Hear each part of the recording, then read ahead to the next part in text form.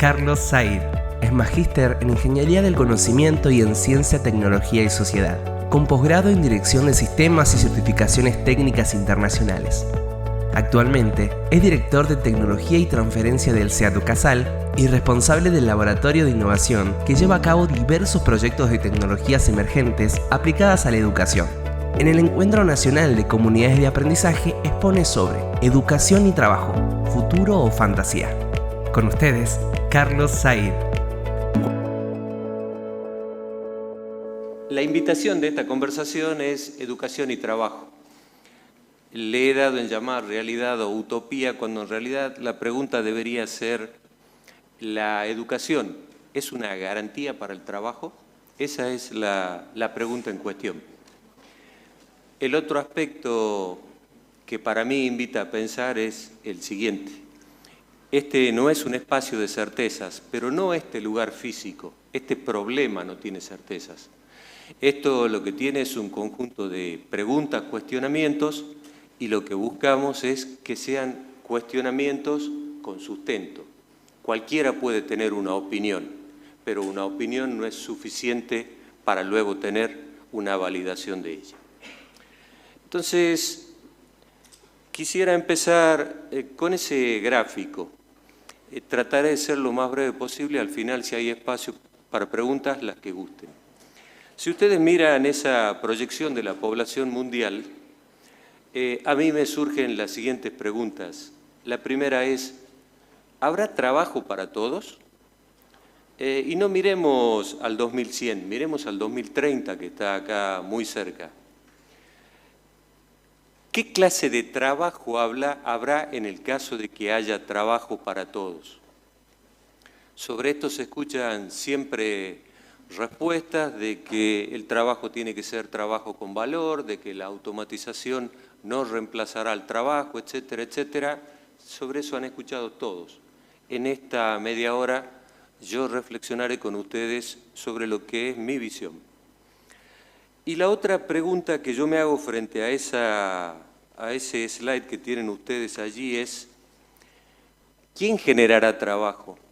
Porque decir que sí habrá puede ser, pero ¿quién lo va a generar? ¿Qué clase de trabajo será?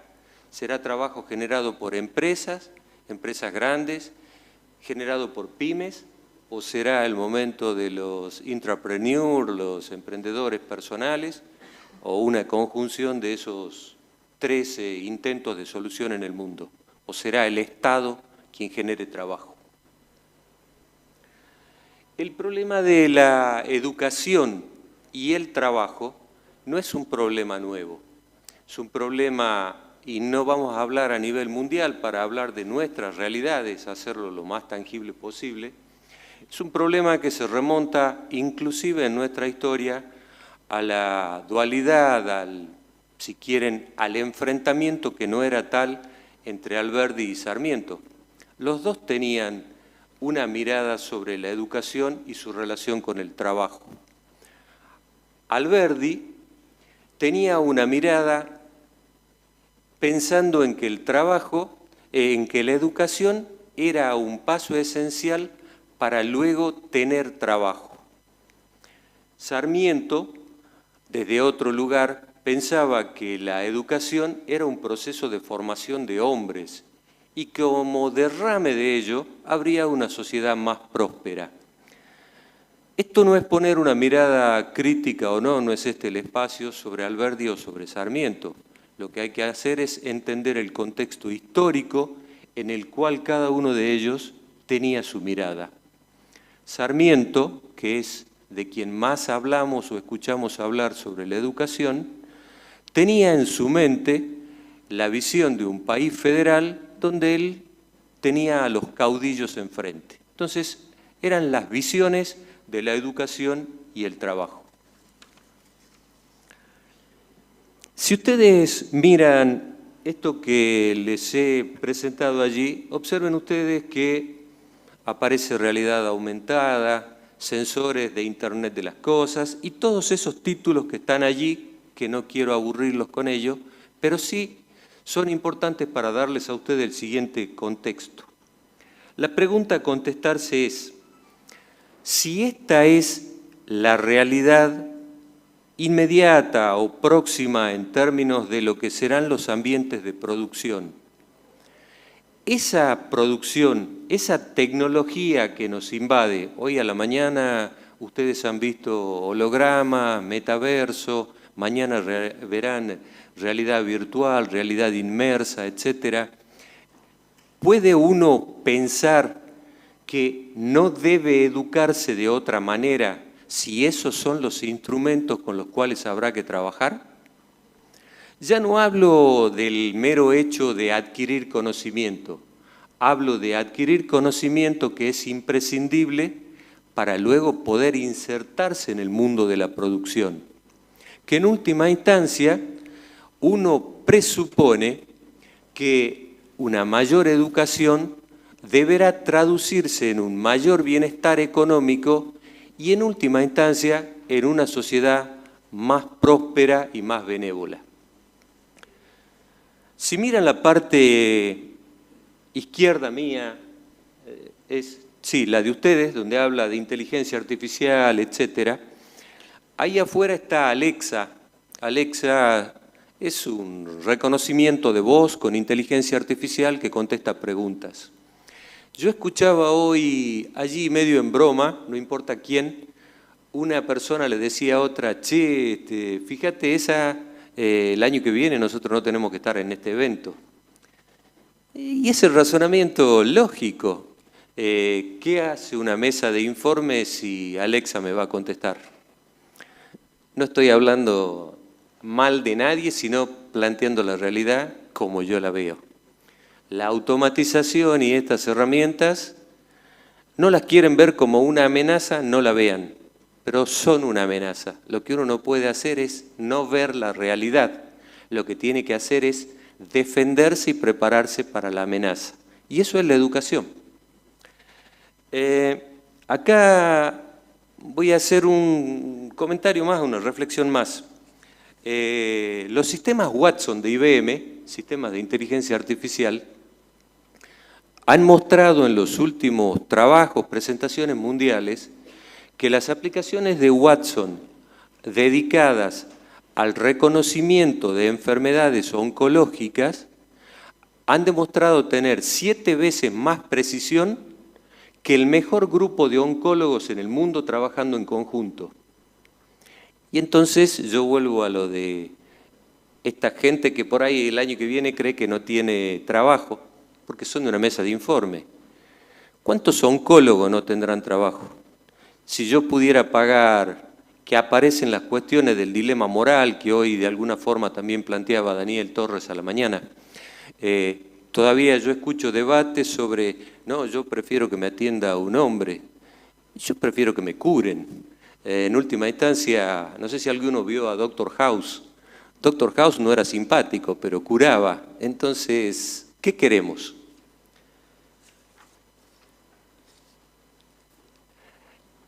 ¿Es la educación un instrumento para generar movilidad social? ¿Todavía lo es? Porque en última instancia, nuestros abuelos, nuestros padres, crecieron en un entorno de movilidad social, aquella famosa movilidad social ascendente, consecuencia de la educación. La pregunta es, ¿la educación genera hoy movilidad social? La que tenemos, no hagamos abstracciones a otros países, a otras regiones. La que hoy tenemos, ¿la genera? Y para generarla, ¿qué precisa? Necesitamos formatos distintos, necesitamos roles de docentes diferentes, necesitamos tecnología en los procesos educativos. Lo que necesitamos es que estas piezas se articulen entre sí. ¿Para qué? Para que la educación tenga como consecuencia final una facilidad para que todos nuestros jóvenes vayan y trabajen en lo mejor posible, porque eso mejor posible les debería generar un mejor mundo, micromundo y macromundo más saludable para ellos y sus familias. Entonces, Hasta acá, pareceres. Pero cuando uno empieza a indagar y mira en los números, yo empecé diciéndoles, cualquiera puede tener opinión. Y sí, todos tenemos opiniones. Y uno va y busca los números. Yo no podría decir si de exprofeso o no de exprofeso, tengo mi parecer. Los números siempre aparecen confusos. Uno mira las estadísticas que dice ocupado, no ocupado, primaria completa, qué sé yo. Otra vez miro este gráfico y digo, qué sé yo, no me importa lo que dice ahí, no le creo, sí le creo, no lo entiendo. Entonces, como a mí me gusta la Inquisición, dije, lo voy a poner en claro. Entonces, esos son los números de nuestra Argentina. Esta charla no tiene ningún contexto ideológico político. Describo números, ¿sí? Nada más que eso. Y acá les he hecho un pequeño resumen. Entonces, lo que tenemos es ocupados versus no ocupados en los distintos niveles educativos. Y allí he puesto algunas marcas. Observen ustedes que en general, a ver, los invito a razonar de esta manera. Fíjense qué columna de la izquierda es mayor que la columna de la derecha, ¿sí? O sea, son más ocupados que desocupados. Cuando uno mira, observa, por ejemplo, que secundario incompleto hasta 19 años, fíjense que allí hay más gente ocupada. Uno se puede quedar con ese número solo, ya está, mirá lo que me dijo, y resulta que, bueno, en realidad no me conviene seguir estudiando. ¿Sabe qué? Me quedo ahí en el secundario, no lo termino y me va a ir mejor. Una interpretación, ¿no? La pregunta es, ¿qué clase de trabajo tiene esa gente? No vamos a ahondar en ello, pero sí invitarlos, como les dije, a pensar en esta media hora, 40 minutos. Y vayámonos hacia el final. Y me interesa las dos últimas filas en particular. Observen ustedes que universitario o terciario completo, ¿sí? La parte de ocupación es sustancialmente mayor que a la parte de desocupación. Si uno lo mira, saca otra conclusión y dice, bueno, la verdad que la educación me garantiza por lo menos empleo. No sé qué empleo, pero me garantiza empleo. ¿De acuerdo? Y uno puede decir, listo, les voy a mostrar ahora en breve que eso, de nuevo, es una parte incompleta de la realidad. Antes de mostrarle el contraejemplo, hablamos de educación para el futuro, para el empleo del futuro. Pero también para mí allí hay una cuestión engañosa en la narración. Yo les voy a mostrar a ustedes al final de la charla lo que se supone que es el trabajo del futuro. Pero ¿quién sabe cuál es el trabajo del futuro? En realidad, el mundo evoluciona con una velocidad que lo que veíamos hace 10 años, hoy ya no es lo que pensábamos. Entonces, lo que sí creo es que las universidades no deben educar pensando en el empleo del futuro, pero cuáles son las herramientas necesarias, básicas, para tener empleabilidad en el futuro. Y eso pasa por la lógica, el razonamiento formal, que lo da la lógica, que lo da la matemática, que lo da la música, que desarrollan aquellas habilidades que necesita el cerebro para la adaptación y la maleabilidad continua en el proceso de aprendizaje. Y aunque se suele mencionar de manera casi sistemática la necesidad de las habilidades blandas para el empleo, el trabajo en grupo, la comunicación, la asertividad, etcétera, lo cual de ninguna manera yo puedo negar o descalificar, sí puedo poner como dato duro que empresas como Manpower, que Manpower no es una empresa argentina, Manpower es una empresa de recursos humanos a nivel mundial, al igual que el Instituto de Formación en Tecnología, también insisten en que cada vez más el mundo necesita habilidades duras para el empleo. Y cuando digo habilidades duras son habilidades de producción. De alguna manera no podemos caer en el abismo de sobrevaluar la palabra. El mundo para producir necesita no solo palabras, hechos, y los hechos son herramientas de producción, formadas en un cerebro lógico para la producción. Este gráfico es el contraejemplo de lo que les mostré antes. Justamente lo he puesto a propósito, para que ustedes vean que no hay una realidad, hay múltiples aserciones de la realidad.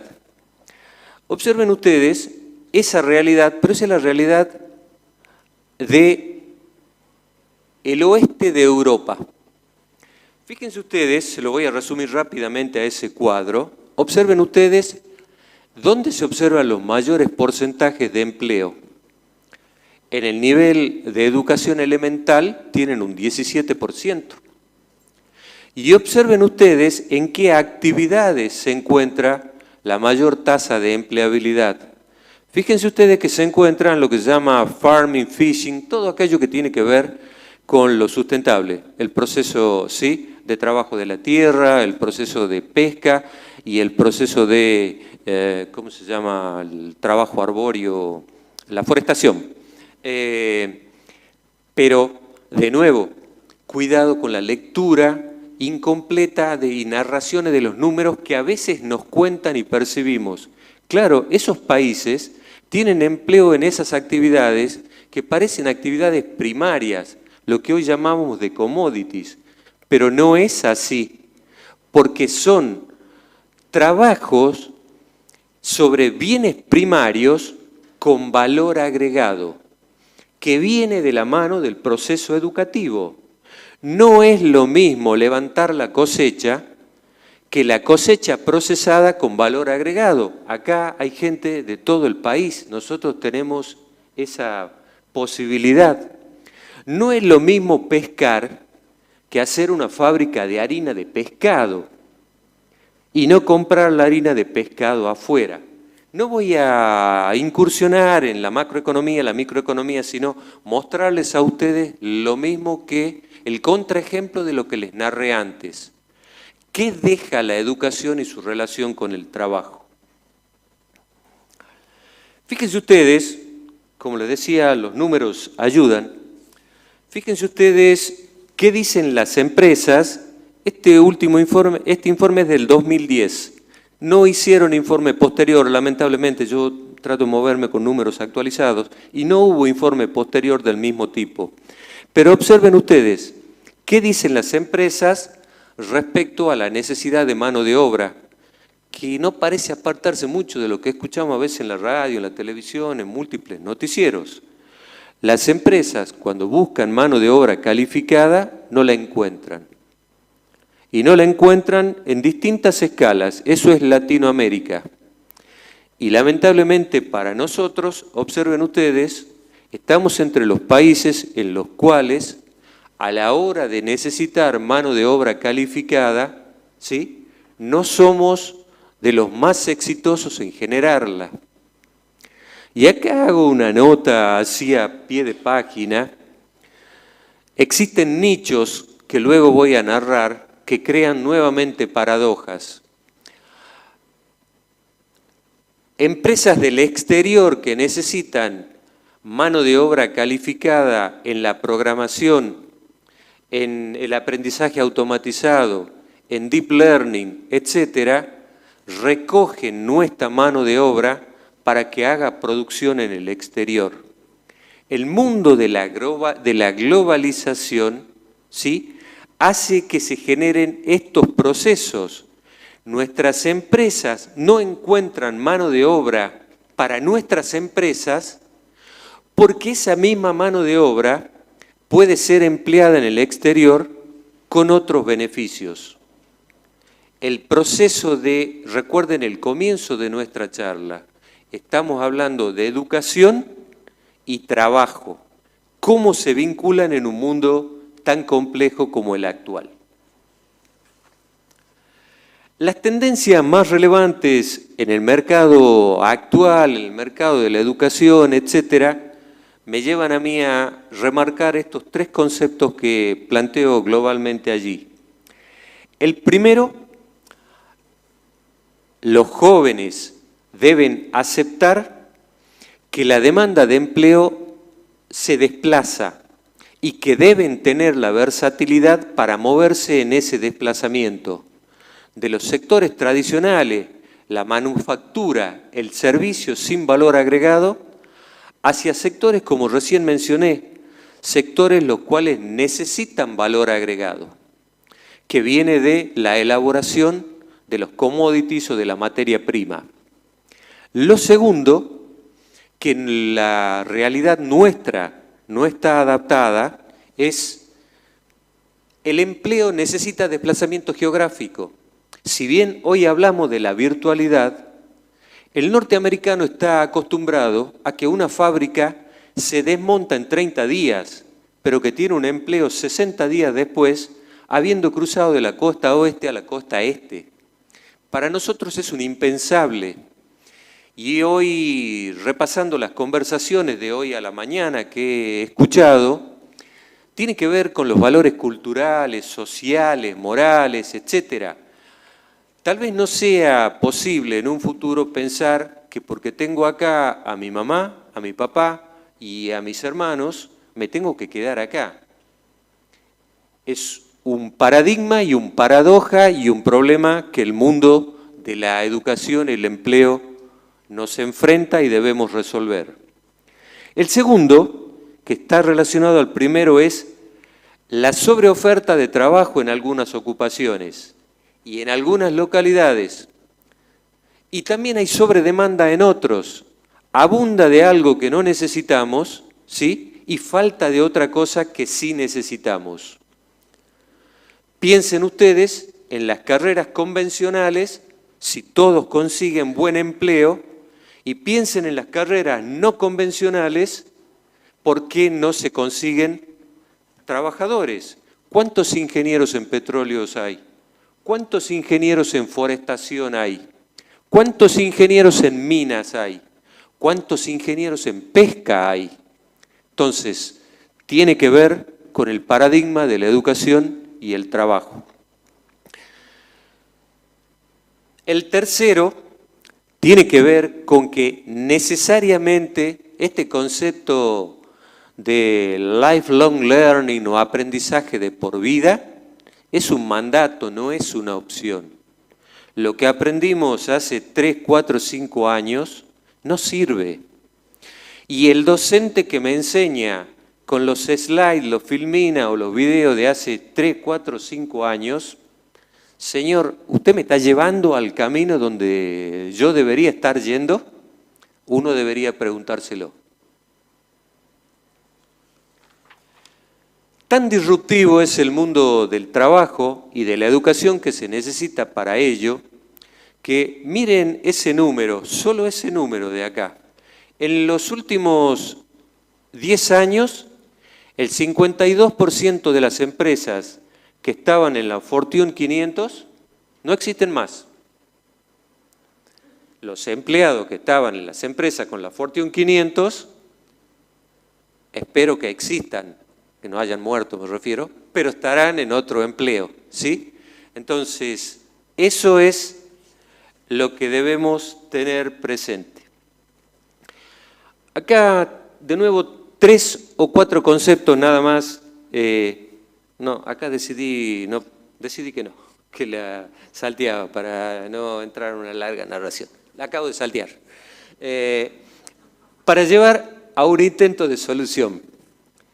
Lo que en el mundo se denominan sistemas duales, que no son un invento. Hace poco la provincia de Cava anunció, recuerdan ustedes que los alumnos de la secundaria tenían que ir a trabajar a ciertas empresas. La práctica laboral, digamos, ¿sí? Que sin que esto de nuevo tenga que ver con ningún partido político, ¿qué más hubiera querido yo que en la secundaria, por suerte fue una escuela técnica, entonces trabajábamos, que en la escuela secundaria me dijeran, tiene ahí para ir a empezar a aprender, a trabajar? Esto no es nuevo, no es nuevo, es lo esencial. Lo tenía la fábrica Philips, lo tenía la fábrica Ford, yo trabajaba con ellos, y los alumnos de la Ford trabajaban en los talleres de la Ford, y los de la Philips trabajaban en los talleres de la Philips. Entonces, ¿quién dudaría de que la mejor forma de educarse es trabajar?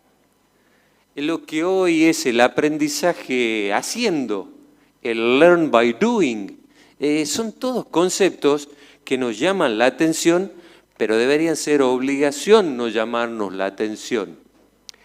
Entonces, fíjense, ahí les he puesto algunos ejemplos. Fíjense, bueno, Alemania y Suiza lo practican hace mucho.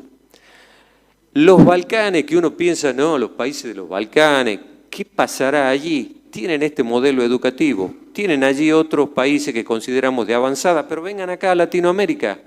Chile, Colombia y Ecuador practican el modelo de educación dual. ¿Cuál es la idea?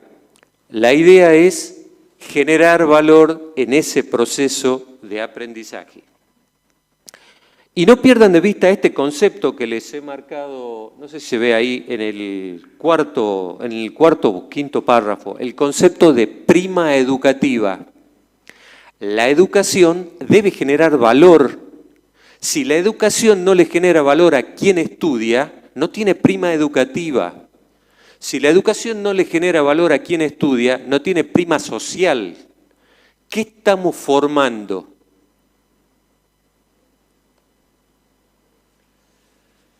Fíjense ustedes ahora aquella carencia de mano de obra que les he descrito, mano de obra calificada. Y de nuevo, hablemos de la Argentina.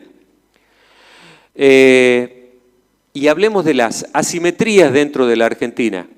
Fíjense en el último renglón. Si bien en todo el país se habla de falta de mano de obra calificada según las empresas para las que ellos demandan, fíjense, ahí hay algunos números, algunas empresas dicen que el 35% tiene calificación media, es insuficiente para lo que es preciso, algunos llegan a un extremo, pero fíjense abajo a lo que quiero, a la asimetría. Más del 60% en la Patagonia y el 55% en el NOA y en el NEA no muestran tener mano de obra calificada frente a lo que las empresas le demandan. Me parece que obliga a un diálogo entre el modelo educativo, el modelo productivo, el Estado, de alguna manera de articular esto para que cuando nos juntemos en el próximo evento en el cual yo estaré jubilado, Dios mediante, estos números, si alguien se los muestra, no sea más grande. Eso que está ahí es una representación gráfica de lo que les acabo de decir. Allí tienen ustedes la línea de satisfacción y la línea de insatisfacción de la demanda de las empresas respecto a la mano de obra que precisan, lo que tienen en las distintas regiones geográficas del país. Puesto en un solo título, lo que hay es insuficiente. El proceso y el progreso tecnológico no es algo nuevo. Lo que vemos nosotros, lo que sufrimos nosotros es lo de esta década, pero lo vivimos en la revolución industrial, la migración del agro hacia las grandes ciudades como consecuencia del proceso fabril. La historia, el mundo lo ha vivido. Pero creo que no hay duda de que la automatización sustituye las tareas rutinarias. Y tampoco, a mi entender, tengo duda de que debería sustituirlas. Debería. Es cruel, pero debería. ¿Por qué?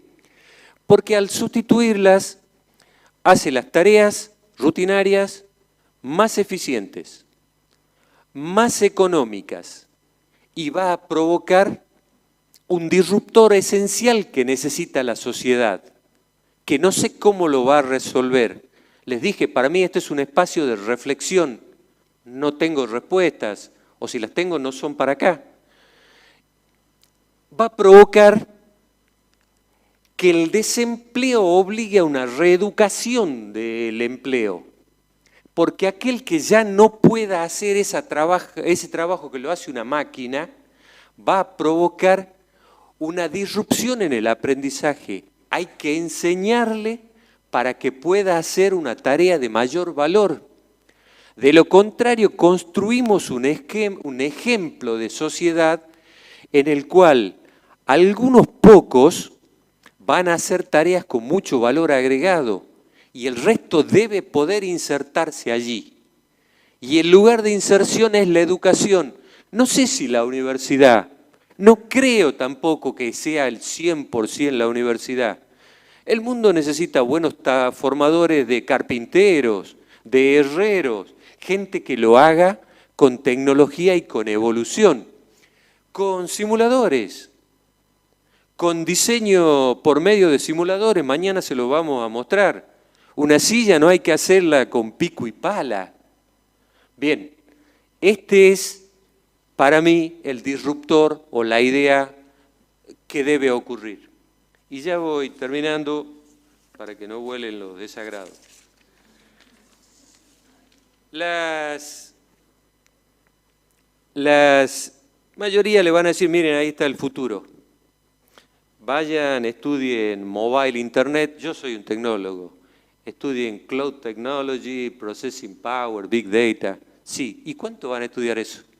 También hay que ser real, digamos, sí. Para los diarios está bien eso, no está para acá bien. Entonces, algunos pocos podrán insertarse en ese marco laboral que previo a ello deberán insertarse en un proceso formativo, educativo que los lleve a ellos. Entonces, alguien dirá que eso es el futuro del trabajo.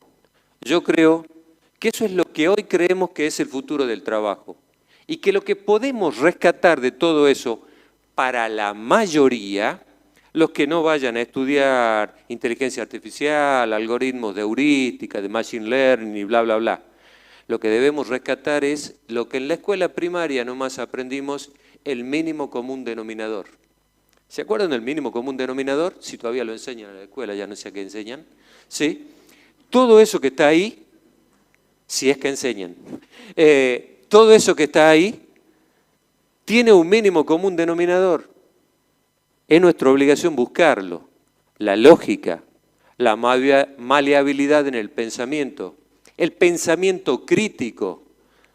Dios me libre y guarde de aquel que me dice siempre que sí. Y yo tengo jefe que no le gusta como yo opino, pero Dios me libre y guarde de lo que dice siempre que sí, ¿no?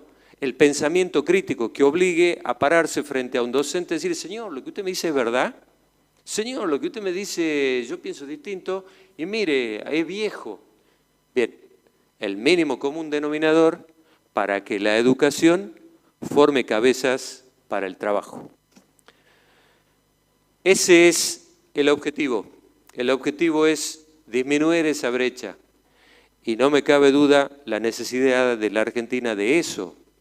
Un salto cualitativo en la productividad. Pero para que haya un salto cualitativo tiene que haber un salto cualitativo en la educación. Y eso que les he puesto ahí. Gracias, y si hay preguntas, acá estoy.